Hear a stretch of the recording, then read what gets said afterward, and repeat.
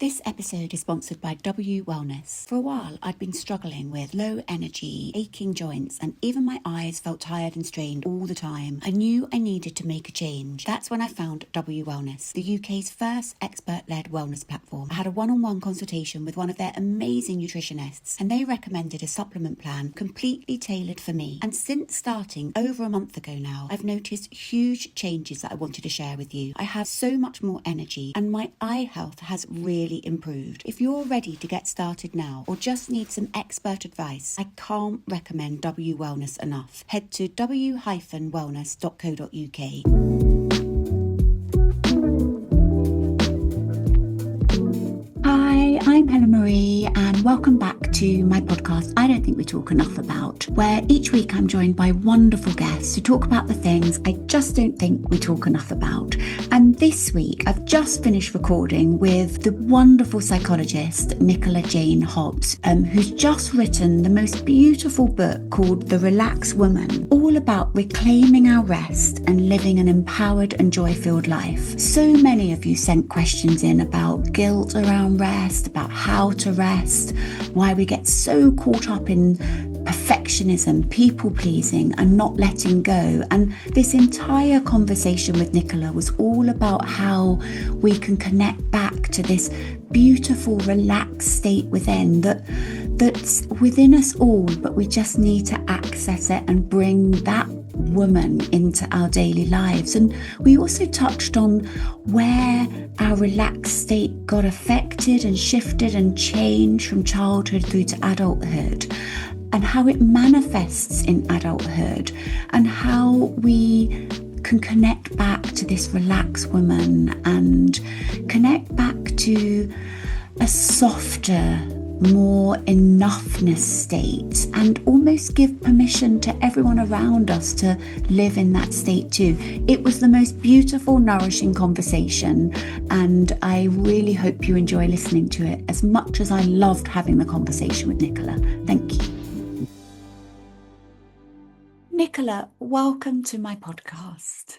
Oh, thank you for having me. Oh, you're so welcome. And it's such a joy to finally meet you, having followed your beautiful, calm Instagram account. It's just so lovely to meet you over Zoom in the flesh, because you just exude this calmness about you too. You're already a relaxed woman, it feels to me. It's a practice. It's a practice. Yeah, I think it's a constant practice. Yeah, I love the way you said that, because I wanted to talk to you today about your beautiful book. Actually, I've got it here, so I'll show it to the camera for the people that are watching. Stunning cover. It's called The Relaxed Woman, Reclaim Rest and Live an Empowered, Joy-Filled Life. Just reading that, it's beautiful. That's what this book does, isn't it? It just helps you connect with that, for me, softer, gentler energy that sometimes we lose, don't we, in the busyness of life? Yeah, and I think I think like you said, the cover is so beautiful, and the designer was incredible in really capturing the essence of it, because it's also bright and bold and kind of enlivening, and that's how I see relaxation is aliveness without tension. So it doesn't have to always be calm. It could be, that sense of connecting and doing something that fills us with joy without any sense of performance or urgency. You're really reframing relaxedness there, aren't you? And as I read the book, I could really feel that this wasn't just about rest. It wasn't just about switching off, napping. It was more about embodying a relaxed way of being that you sort of, in a way, when I read it, felt that gave me permission to float and flow through my days with softness, watching my body language now, and not contained in like a rigidness of what I should be doing. It was like a softness and a freedom and a letting go. And actually, that reminds me, you talked about that beautiful French word. I'm going to let you say it. Relâcher. Yeah, say that again. Relâcher. So I think that's how you say it. I don't actually speak French, so it's the old French, relâcher, which means, which is where the etymology of the word relax comes from, which means to release, to soften, to let go. So it's about liberation, it's about freedom. And I love the way that you kind of described how reading the book helped you to feel these things, because that is the essence of what relaxation is. It means freedom. It doesn't. That word was beautiful and it really spoke to me. And I circled it and I wrote it out in my journal because I thought it encapsulated a way of living to be able to bring a relaxed state of mind as as how we could show up in the world, as opposed to thinking, oh, I now need to relax. Oh, I now need to switch off. As if it's another thing to add to our to-do list. Is Yeah, it not long enough? yes. And how long are our to-do lists? You're absolutely right. And can I just read? I want to read out two things. Actually, no, I'm going to ask you to read one of them. But I wanted to read out the back of the book to listeners. You said in the back, we have become a society of rushing women, overburdened women, exhausted women. We try so hard to do it all, to be the perfect partners, mothers, daughters, colleagues, friends, only to end up feeling not good enough, unappreciated, and lonely. But it doesn't have to be this way. That was so beautiful, and I really resonated with everything you said there. I see it in myself, my own work. I see it in my community. It's there. We're we're all, and I want to be careful using this word, but we're all guilty of it, aren't we? And it is such a collective experience. And that's what really inspired me to write the book, because like you said, even as, I'm a psychologist, you're a psychotherapist, we experience these things too. And I found an echo of this experience in all the women that I was working with, regardless of what the core issue they came for support was. And Mm, I thought, we need to speak about this and we need to name it and find words for what we're experiencing, because unless we start talking about it and researching it, then relaxation is going to remain this really shame-filled experience that we all need, that we all biologically need as human beings. yes. And yet none of us are allowing ourselves because of all the things that keep us trapped, which kind of brings us back to this sense of relaxation as freedom. If we think about that list you read out, it's freedom from perfectionism, freedom from exhaustion, freedom from kind of all these burdens that we take on. And if we can begin to find freedom from these things, that's when we'll experience that state of relaxation, not as something to do, but as the way of being that you touched on earlier. Nicola, I loved everything you just said then. And it made me think you had this most beautiful post on Instagram that went viral, didn't you? Yes, that was the one of the first times I started speaking more publicly about relaxation. Do you want to read that Oh, I would out? love to, yes. So I started the book with it as You well. did. Growing up, I never knew a relaxed woman. Successful women, yes. Productive women, plenty. Anxious and afraid and apologetic women, heaps of them. But relaxed women, at ease women, women who weren't afraid to take up space in the world, women who prioritize rest and pleasure and play, women who gave themselves unconditional permission to relax without guilt, without apology, without feeling like they needed to earn it. I'm not sure I've ever met a woman like that, but I would like to become one. I would like us all to become one. Oh, that just sits here. And as you were reading that, I was thinking, not only is that a gift to ourselves, but what a gift for our future generations, for our children. as you were talking about you never knew one growing up. So until we bring that into our awareness, we'll end up just repeating the same patterns, won't we, and behaviors. Yeah, and I think that's what's really powerful about relaxation. And I think that is often the entry point for a lot of women is when we realize what we're role modeling to one another and to our children and future generations, and also how that we have, relaxation in some ways is so empowering because it breaks the cycle that we've seen our mothers and other kind of women in our lives exhaust themselves by trying to please everyone and never kind of wanting to rock the boat and juggling so many different balls and stretching themselves so thin. And then, like you say, we just repeat that unless we begin naming the things that are keeping us trapped. Mm. Well, unless we become psychologists or therapists and we Yeah. learn that there is another way. Yes. No, and as I was saying to you off camera, I trained later in life as my children were older. Um, I wasn't aware of these patterns until I was in therapy and learning about it. We're not taught it, are we, as children? We're not taught in school these concepts. I think almost we're taught the opposite. Well, this is what I was going to say to you. Where are these? You're absolutely right. And from the questions that have been coming in from my community about this, there's a real interest in where have these messages come from?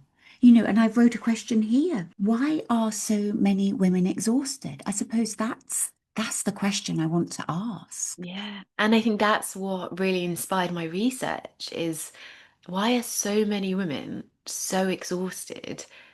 Because it is such a shared experience and there's some research and surveys and it's always at between the 40 and 50% of women, whether they're mothers or working women or both, who report feeling burnt out.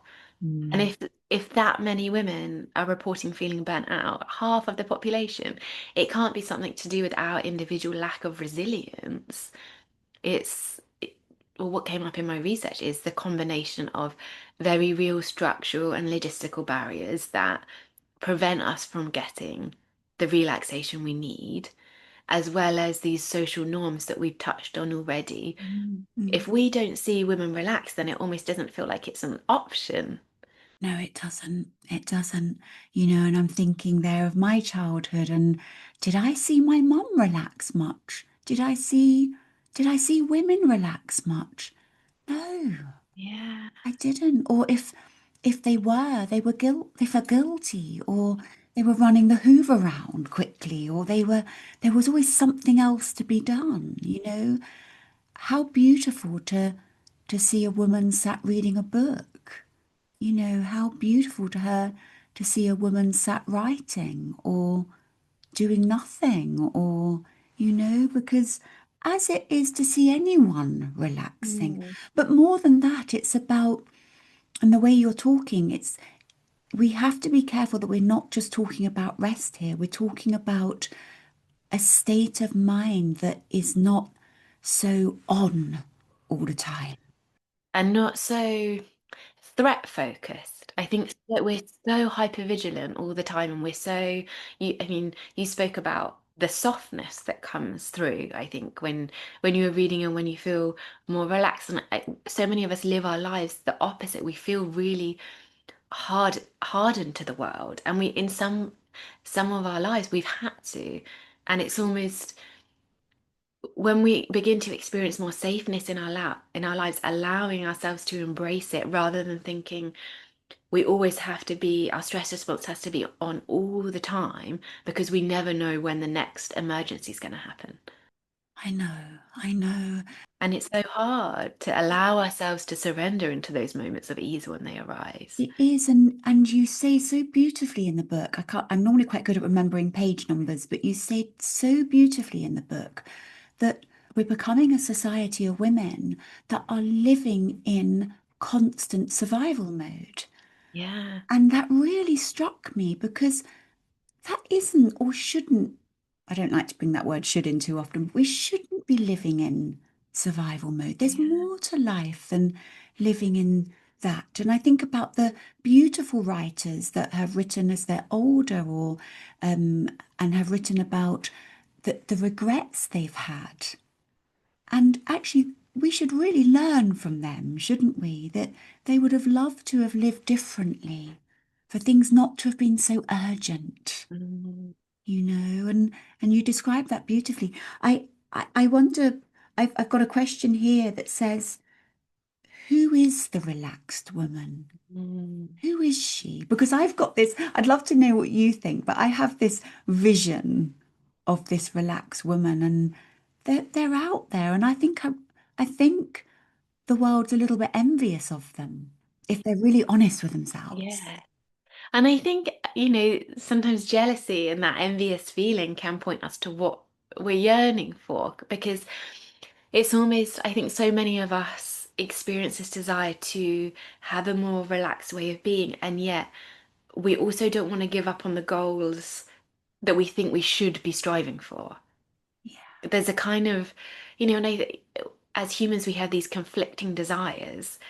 And I think that there is, we kind of touched on this earlier, like I've got a 14-month-old who I love being with, and I also love my work. And I know I can't do both. And I think this is what, really taps into what allows us to relax, is acknowledging that we are limited embodied human beings and we have to make choices. And there's always going to be things that we want to do and things that our to-do lists are never ending. And so almost it's having that capacity to tune into ourselves and ask what matters most right now. yeah. How do you do that? As I was listening there, I was thinking, I just adore your honesty there. And I think so many people listening will resonate with that. Is we can have many loves that we want to Mm. do, and then the pressure comes. How do you work with that? Because you talked about it a bit there, but I'd love you to just go a little bit deeper. I think for me, a lot of it has been acknowledging that I am not superhuman. And sometimes I think what came up in my research that I was speaking to women is almost like this sense that there was a part of them, maybe in the past, that really celebrated the kind of archetype of the superwoman who could do it all and could, run a business and have kids and have a flat stomach and Oh, keep a perfectly clean house and go to all the social events. And almost like that's what we've been conditioned to believe we should be able to do. And actually, for me, it's been about acknowledging that, acknowledging my humanness and that I can't do it all. There's always gonna be, someone I'll let down. Like every choice comes with that. Both there's guilt, I think, that comes with it, but also grief that comes with it. mm, And I think that that's also very liberating when we realize that we can't do it all. So we're going to have to choose. And it takes the pressure off when we kind of finally acknowledge that we are humans and this is our life. And do we want to spend it trying to please everyone and achieve everything? Or are there other elements of our life that we want to nurture and nourish? I know. And when you were talking there and you were talking about acknowledging the humanness, and that by the very nature of being human and those choices and bringing awareness to the choices, but acknowledging that with those choices, I think it was Esther Perel that I remember listening to this on a podcast once, and she talked about the fact that every choice we make is a no to something else. Yeah. And that that really stuck with me. And what you were saying there is basically what you were saying is that we can't do it all, but we're looking at the choices that feel right to us. But we don't always have the self-awareness, do we, until we start to do this work. Yeah. And just having that awareness is so key. But I wanted to just say that everything you just said there, and I was in awe of it and wish that I'd listened to you. I wish you'd been around when I was having my children years ago, is by giving ourselves permission that to be like that, to show up in the world like that, gives permission to other women Yeah. to be like that, as opposed to us looking at all the women appearing to have it all, which is not real. And as you're saying that, it reminds me of last week I went round to one of my mum friends who I did my antenatal class with. Went round to her house and she'd kind of been doing some batch cooking and the kitchen was a bit of a mess. And I just said to her, I love a messy kitchen because it makes you realize that like I don't want my friends to feel like they have to manically clean the house before I come round. And equally, I don't want to feel like that, that they expect that of me. And so I think sometimes a part of this whole relaxed woman journey for me has been realizing this is such a collective experience whereby if we can lower the expectations for ourselves and for one another, like you say, it gives other people permission to be human and for their houses to be a bit messier when we come round. And it's almost like a collective, responsibility feels like a very heavy word, but a shared decision of, as women, how do we want to experience the world and show up in the world? It's in our communities, whether that's in person or online. Like, what values are we embracing here together?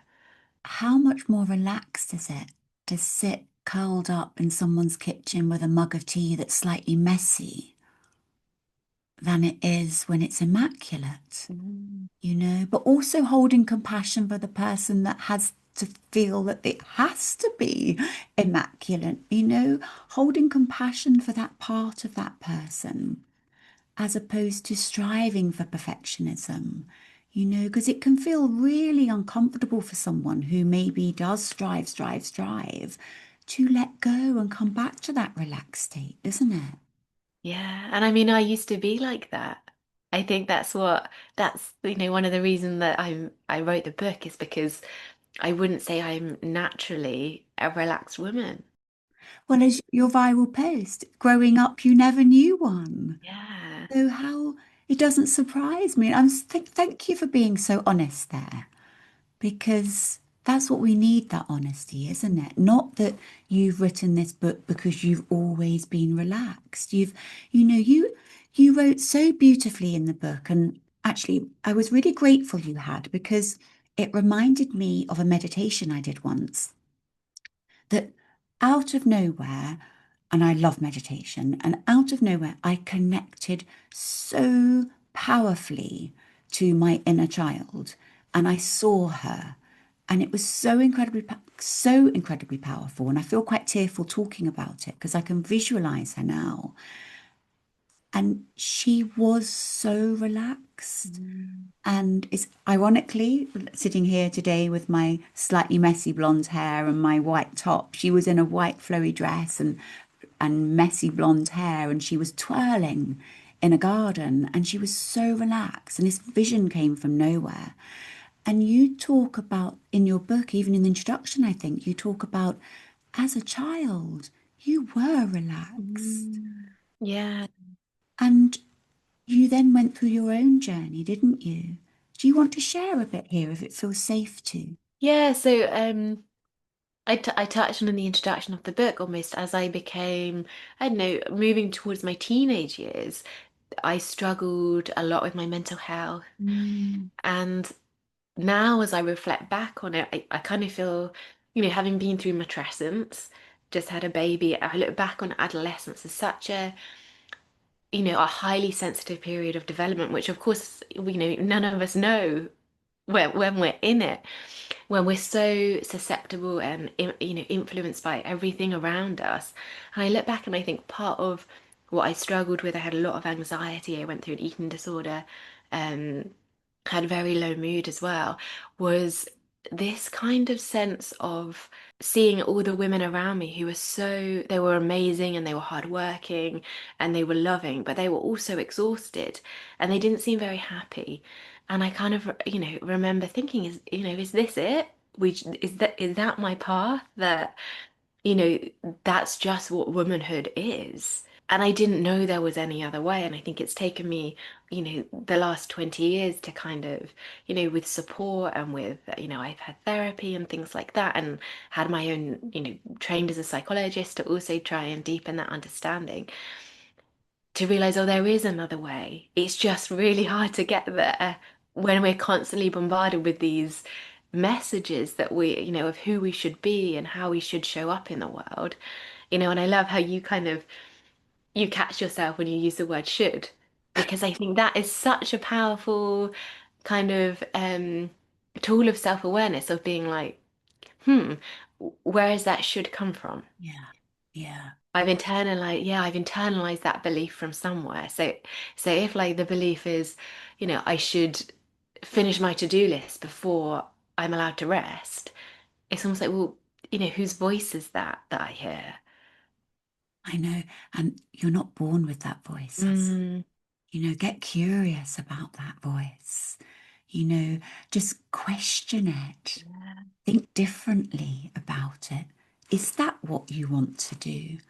I mean, I work incredibly somatically and, listening to the body, what's your body saying? Why are you fighting your body? Ever feel like your brain's stuck in slow mode? You're not the only one. That's why I want to introduce you to lion's mane and ginkgo from Higher Nature. This natural combo is designed to help lift the mental fog, supporting memory, focus, and overall clarity. Lion's mane helps fuel brain function, while ginkgo encourages healthy blood flow where it matters most. It's clean, it's effective, and it's rooted in science. Visit highernature.com and use code TALK25 for 25% off. TALK25 for 25% off. Running a practice is beautiful, but it can be a lot. Between client care, notes, billing, and insurance, it adds up fast. That's why I recommend using Simple Practice, a complete EHR that simplifies every part of your workflow as a therapist. The biggest game changer is their new AI note taker. It listens during sessions and creates a draft of the notes. In seconds, it reviews, tweaks, and finishes documentation in a fraction of the time. It's HIPAA compliant, secure, and so easy to use. With that time back, you have more time to focus on your clients and yourself. If you're new to Simple Practice, you can use my link in the show notes for 70% off your first 4 months, plus a free 30-day trial of Note Taker. And if you're already a user, you can still try Note Taker free for 30 days. Nicola, tell me, how do we find the relaxed woman within us? So one thing I think is really powerful is, like you said, you touched on, you did that meditation and found and connected with your inner child.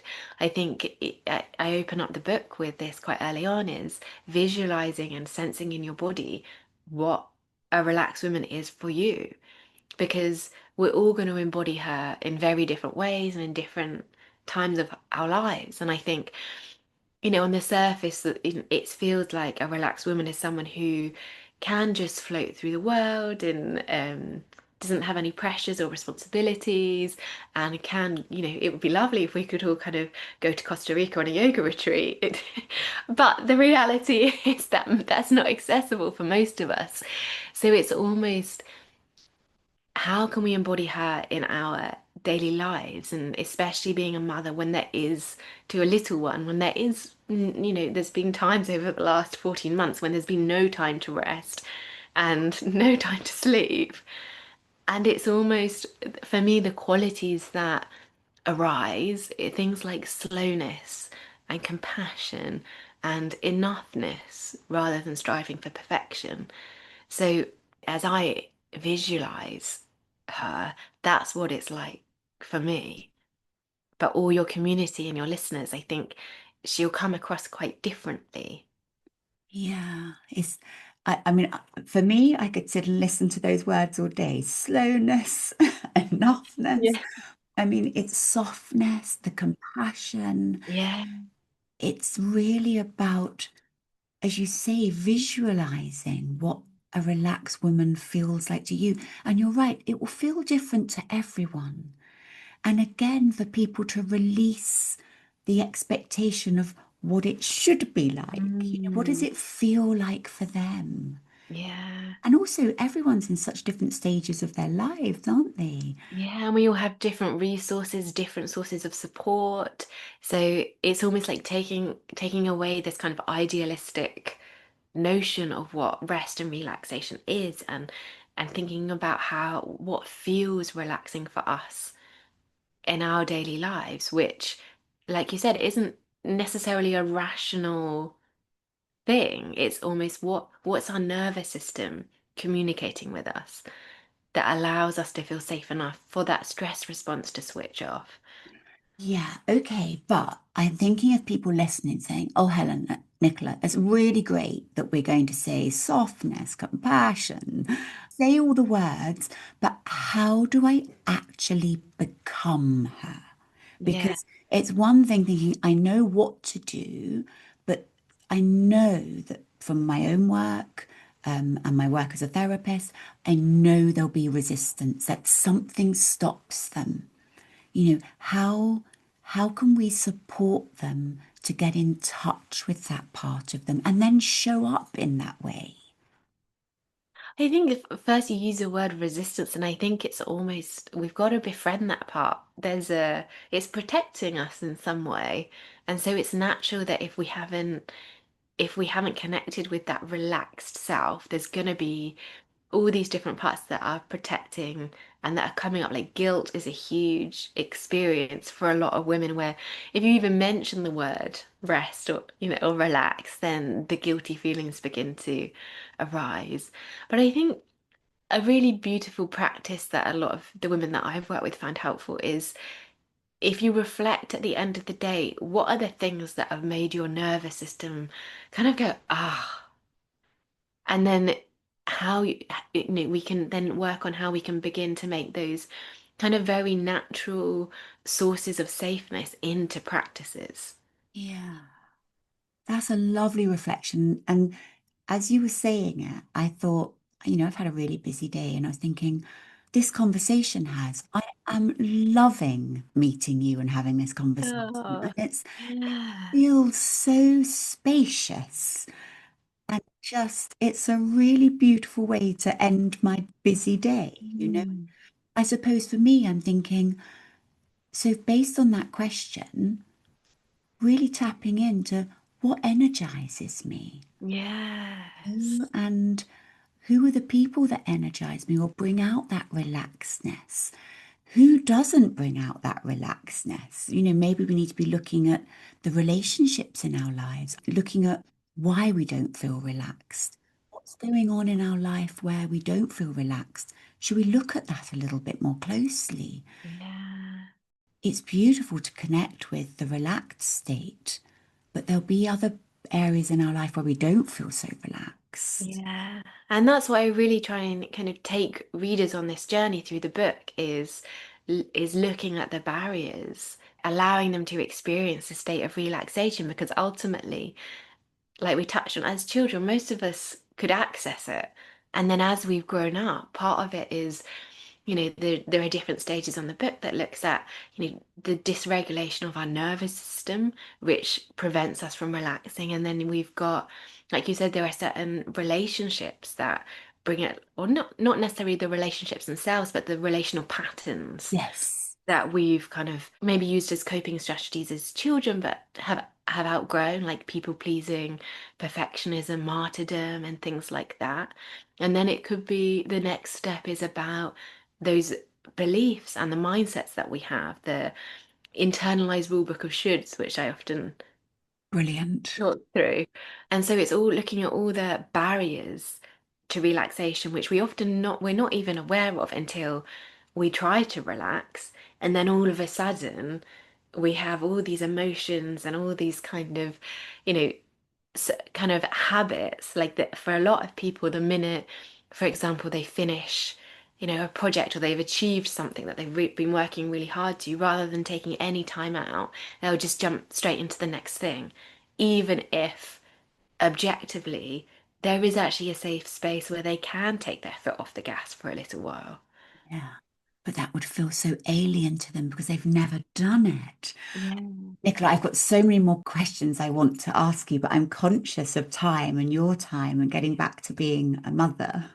And I'm thinking it might be a good time to look at some of the questions that came in from my gorgeous Instagram Oh, community. yes, Because please. they touch on lots of the things that I know that I also want to carry on talking about. And I did want to mention before we go on to that, that for anyone listening, on page 21 of your book, you do the most beautiful exercise that I circled and put love, love, love. And it was all about resting and reflecting. So I think for anyone who's listening, there's a really beautiful exercise by you in your book that really, I was going to ask you to do it in the podcast, but I don't think we've got time. But I would really urge people to visit that because it was incredibly reflective and insightful. So I want to say thank you for that. But the questions I got Oh. so many, and obviously I've only had to be able to pull out a few, but lots of them were saying the same thing, Mm. incidentally, which we've already touched on, is how do I stop feeling guilty for resting? And as I said, so many people ask that question. Yeah. Guilt, guilt, guilt. What beautiful words of wisdom, insight would you offer someone that just feels so guilty when they rest? So I think guilt is an emotion that we feel when we've done something wrong or when we think we've done something wrong. And when it comes to relaxation, it's normally the latter. So it's not that we've objectively done anything wrong. Nobody's been harmed by us relaxing. It's more that we have broken a rule that we've internalized from society. Yes. So almost like say the rule is, like we touched on earlier, like rest is lazy or I'm not allowed to rest unless I've been productive first or unless I've earned it. That's a common one. I'm not allowed to rest unless I've earned it. And yet we're really exhausted and actually we need to take a break and relax. Then of course we're going to feel guilty because we're breaking that rule that we've internalized. I know. So I think sometimes feeling guilty is actually not a sign that we're doing something wrong, a sign that we're doing something right because we're beginning to break the rules that we've inherited from our culture and maybe from our family. So feeling guilty, we can almost use that as a sign of, okay, this shows that I'm no longer continuing to repeat the pattern that I've inherited. That was brilliant. I love the way you used guilt there, which just was abundant in the questions, and actually said it's a sign you're doing something right. How amazing for someone just to sit with that reframe. Yeah. Incredible. And just to really listen to the wisdom of their body. You know, the body will be telling you you need rest. And I think that's so powerful. And also, as we know, psychologists, therapists, the more we do it, the more we challenge it, the more it will feel safer. Yes. And I often talk about, because what it feels like for me is the guilt is dissolving. Love The that. more I do it, it's almost like the guilt is just softening each time I revisit this kind of more restful, relaxed way of being or more restful experiences is, and sometimes now I think, I'm surprised that it's not there because it was there for so long and I'm like, and there's been times, especially over the last few months when I've had a more relaxed, very relaxed, unproductive, unplanned day. And it's almost like I'm waiting for the guilt to arrive in the evening and it doesn't come. And I'm like, wow, this stuff works, even though I know the science of it and, I know the practices. But to actually have that lived experience of freedom from the guilt Yeah. is incredible.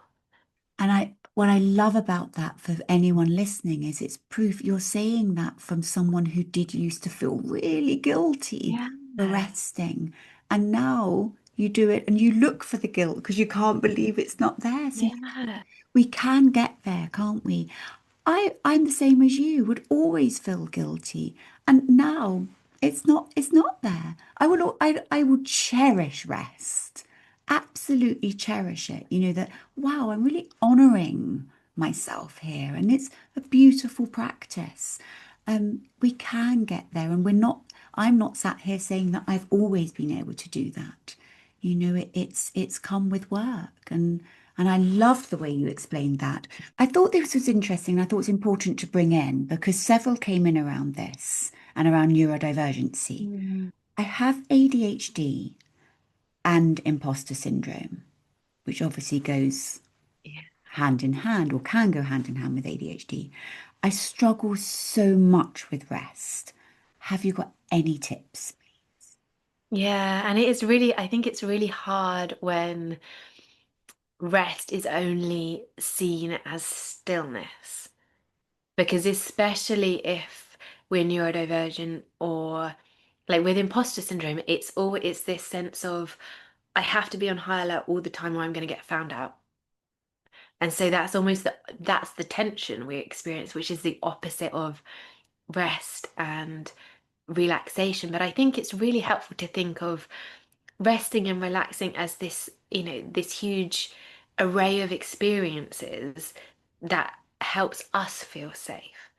So one of the things for me is that, you never find it written in a book as a rest, as a kind of way to rest, but is picking raspberries in the garden with my son. And it's just there's something about the rhythmic movement of it, of being in nature, of there being no urgency.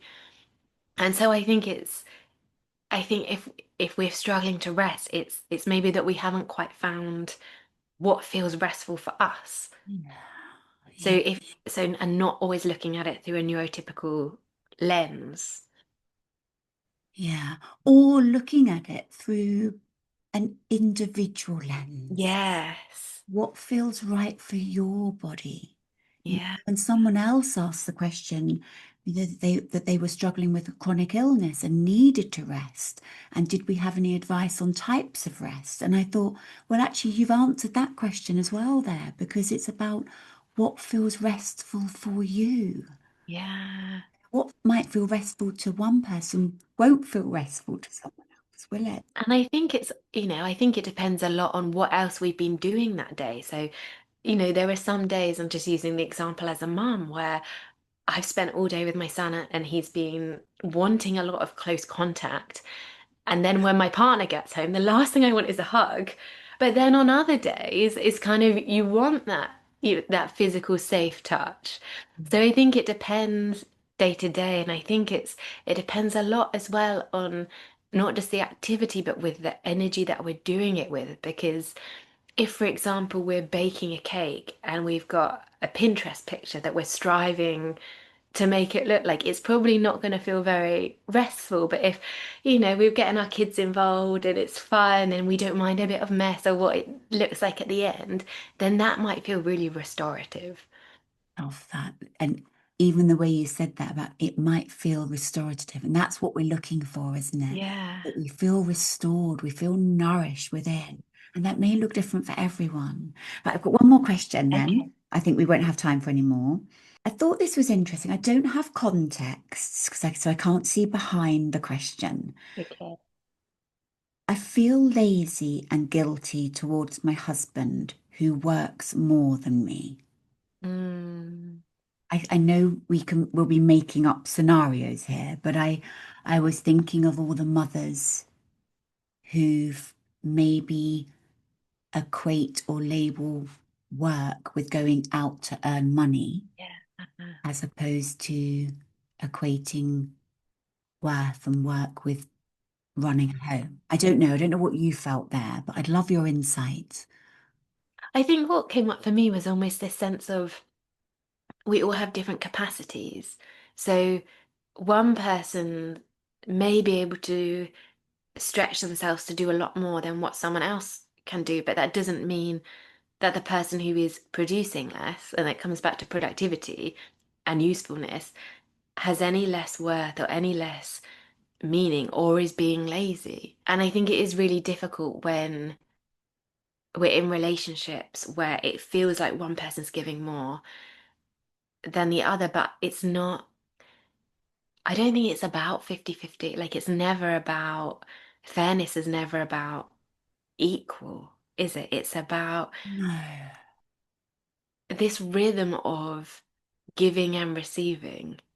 Yes. Yeah, so much so. I love the way you brought in receiving there as well, Mm. because so many people struggle to receive. Yeah. I loved how you brought in the humanness of capacity and actually to be able to hold someone's capacity with love and care and understanding is a much healthier way than expecting them to match someone else's capacity, isn't it? that's unrealistic for them.